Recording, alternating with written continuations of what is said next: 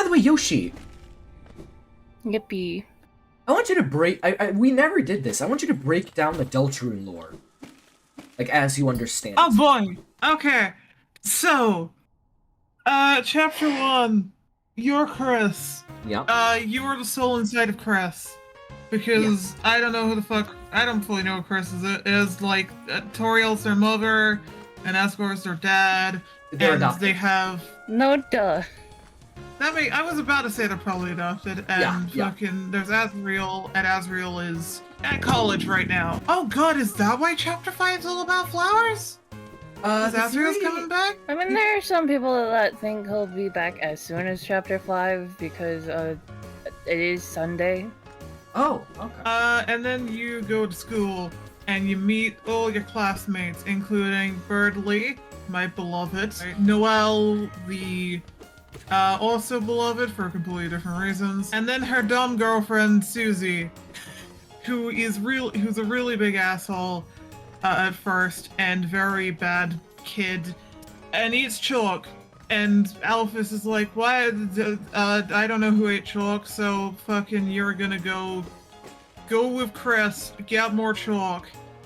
And you're like, okay, and you see Susie eat chalk, and Susie's like, I hate you for that you saw me eat chalk.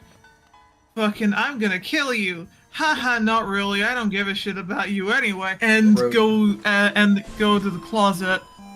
And then the closet turns into a fucking dark world for some reason that's never really explained. It's implied that the fountain has been there for a while, and just nobody's checked on in the closet in a while. And they all fall down and become super cool anime transformation people. And meet Rose, fluffy boy who likes pacifism and peacefulness and all of that good shit. And then Lancer happens. Lancer happens then. Lancer comes in and Lancer's like, hey, I'm cool, I'm gonna be really evil. Custard pie to the face. I'm definitely a main villain. Anyway, bye. Leaves. Susie gets really annoyed. You're not allowed to kill people and basically says, fuck it, I don't want to be part of this group anymore. I'm being evil now, and joins Lancer in being evil. And then Susie and Lancer, I think, get bored or some shit, and they're just like, you know what, fuck it, we'll be on your side again. Welcome to be making horrific assumptions. There then proceeds to be, they then make it to, like, the big castle with Big Daddy. I'm not calling him that ever again, but the king. And Lancer is like, yep, that's where my dad is. But he said I have to capture you, and then he captures everybody. And then Susie somehow escapes through the power of puzzles and being Susie and being too cool, and says, why did you do that, Lancer? We were cool. I'm going to kill you now. And Lancer goes, please don't kill me. I didn't really mean it. I still want to be your best friend. And Susie realizes, yeah, you know what? You did want to be my best friend. I don't blame you. I blame your shitty dad. Susie's frees the rest of the party, and they go off to fight the dad. And the dad fight happens, and he gets really annoyed, and I think throws Lancer off the building. I have brief recollection of, but I don't remember why. And then the fight happens, and the cool music happens. And before that, any of that happens, there's the cool clown man, also known as Javel, who does the cool, funny clown thing of being free. Because I think he basically saw an eldritch entity, didn't know how to deal with it, and got Cthulhu mythosed. And then you fight the king, who's like, you beat me. I'm really sorry. I'll let you go home. And everyone stops for a second, like, really? You're gonna do that? Fuck no. What are you thinking? He then proceeds to go anti-trans representation for a minute. Mm-hmm. Call back to random joke. But then I believe Lancer gets in the way with a bunch of people and proceeds to, like, save the day. It's like, yay, we saved the day, but you gotta go later. And they're like, yeah, okay, cool. and they close the dark fountain, and Ralse reveals that he's not just a fluffy boy, he is a very fluffy goat boy. My name is Rowley. I'm a ba. I drive a Mercedes Benz. That's the biggest twist in the whole game. And then everyone goes home, and Susie learns the lesson that Chris maybe isn't such a fucking boring, nothing asshole than he used to be. And Ralse learns that he has friends now, and Chris learns he really hates the soul in his body and throws it in the cage to tease the fact he's going to kill some people. Yoshi.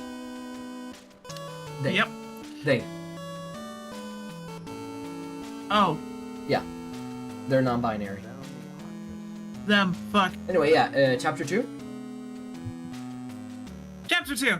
Chapter 2. Things happen. School has to happen again, and this is where my brain starts going bad. Group projects start, and Birdley does a massive ass lecture because he's the coolest, and we all know it. And then they make the plan of, hey, we're gonna check on Ralse, and they check on Ralse and reveals there's an entire side mode castle town here with some cool things, including the fucking hamster cage that they have for King now. From there, they're like, okay, we should probably actually look into this. Let's go to the science library and the computer lab to see what's up. The fuck do you mean it's certainly smoking? That's not good. We should look at that. And then they go to Cyber World, where they find Noelle and the Queen, or whatever the fuck Leet speak version there is of it. Yep, and then Queen's like, ha ha ha, you, Noelle, I want you to be my number one pet, and I'm going to pet you every day long, and you are going to be the ultimate pet out of everyone here. And Noelle politely tries to decline, and so there starts to be violent means. And then it becomes like weird on the timeline because there's a point where it's a point where like Birdley decides to be part of the fight and is like, I'm here too, and I'm on the Queen's side because she definitely loves me. Haha. But not, which, you know, immediately crushed my soul fanfic, but you know. You live, you learn. No, it's more like a motherly. He wants a mother. Because his real mother is not present in his life. Either way, so Birdley starts getting involved. You split up from Susie and Ralse, who start looking for things. You run into everyone's favorite number one rated salesman, circa 1997. Yeah! The goat! So he meets them. You also meet the Stereo Heads, and you even team up with Queen, who basically reveals her true feelings of get the banana, Chris. Things start happening in Tinsy Town, culminating in everyone getting on a roller coaster, I think, and a roller coaster fight ensues. Then Queen finally reveals a trump card of, haha, I have a lot of cages. True. Except I forgot one. Whoops. Birdley, I never loved you. I'm only into mobile games. You're a bitch, I'll kill you! Susie manages to get out and help Noelle. Chris gets out and helps Birdley. Birdley gets a thing on his face and is very bad about it. There's a punch-out segment in there for a boss fight. Yeah. And Birdley tries to like open a second dark fountain and is like, oh, this is a good idea. And Ralse is, no, that is a horrific idea. That will lead into horrific shit happening. We will die. We will have to fight the Chapter 4 final boss. Everyone will die. Too soon. Ooh. Honestly, I would love a hard mode mod where it actually works and you have to do that. Oh, by the way, yeah, Yoshi, you forgot about that part of Queen's motivation. She wanted to open more dark fountains to spread the joy to all Lightners. because she didn't understand that the roaring was a thing. Oh, I didn't remember that. Chapter 3, Susie has stayed over, and now you're in a fucking, you're in TV land immediately. And TV land, you meet Tenna, one of the better, honestly, genuinely fun person with fun, ooba-dooba personality quirks, who does board games, but secretly wants to basically stall you for a long, long time. Yep. And then you stab people. And then you play a bunch of mini games, including one of the best rhythm games I've ever played in my life. Up until find out that Toriel is in there as a prize, and you're sealed away. You have to do a couple more mini games. It's not really much story in Chapter 3 until the very end. Pretty much, yeah. Where it's kind of revealed that Chris might be is kind of assisting the ultimate bad guy. And more scarily, the ultimate bad guy shows up in the form of the Roaring Knight, who basically fucking pulls a White Ranger from Power Rangers Dino Thunder and just fucking aura farms for a fight. And everything looks bleak until they begin to run. Because Undyne tries to hit him in the back with a steel chair and fails. That's a worry attempt. And they get dragged to the big old fucking secret bunker in the middle of a forest for some reason. And that's what, Chapter 3 basically ends there as the door opens. And then Chapter 4 happens where you go to a church and learn to, and you have to go to Noelle's house and fucking... where Noelle had a sister that got hit by a truck. Well, not canonically, that's just a meme. We don't know what happened to her. She did die or vanish. Like, it's something like that. Wait, seriously? Yes, Yoshi. She got swallowed up by We've been over this before. Yes, we've talked about this. I didn't think it was a meme. I thought the meme span from That's What Happens. No. We've had the same conversation before, Yoshi. How do you forget this? No, she was not hit by a truck. She was swallowed up by, supposedly, her and Chris were hanging out by the bunker, and something Darkner related pulled her away. She would just vanished for years. It could have been a friend.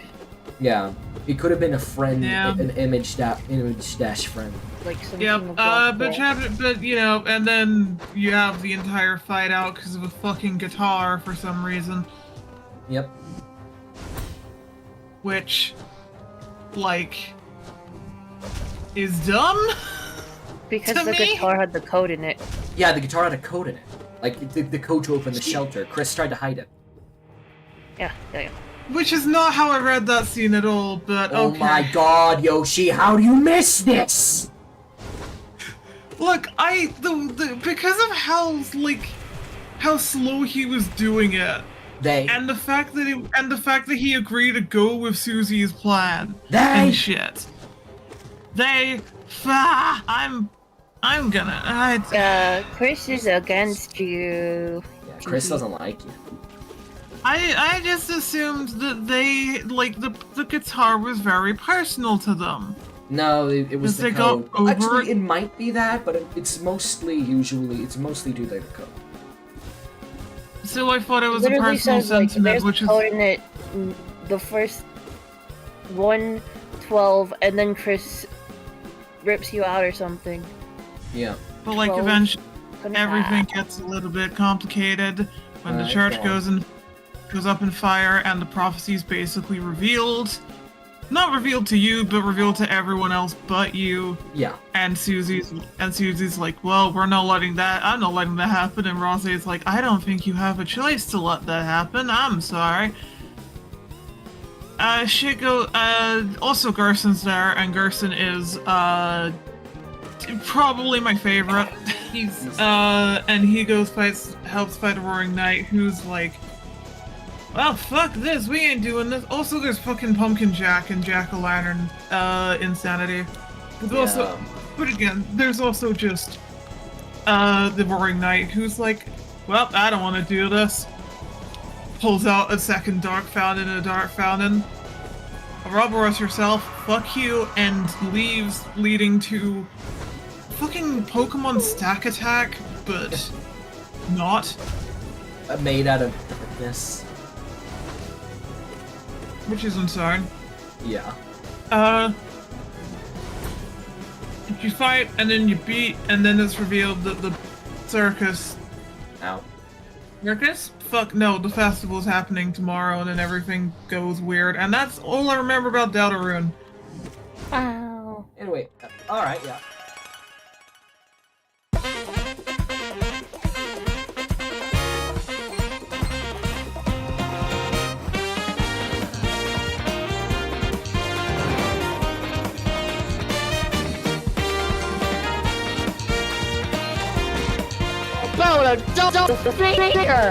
We need trans representation in this world! Are you watching?